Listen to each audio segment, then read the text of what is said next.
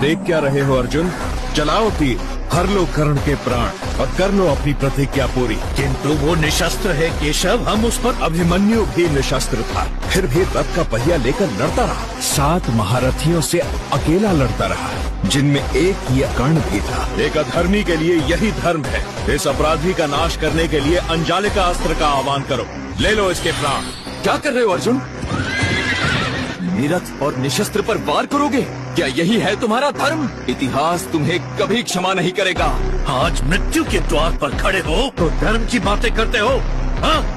भगवान जानता है अर्जुन, मैंने केवल कष्ट और पीड़ा से अभिमन्यु को मुक्त करने के लिए उसका वध किया था। अच्छा, तो अब मैं तुम्हें तुम्हारे कष्टों से मुक्त करता हूँ कर्ण। अब सामना करो मेरे अंजालिका अस्त्र का।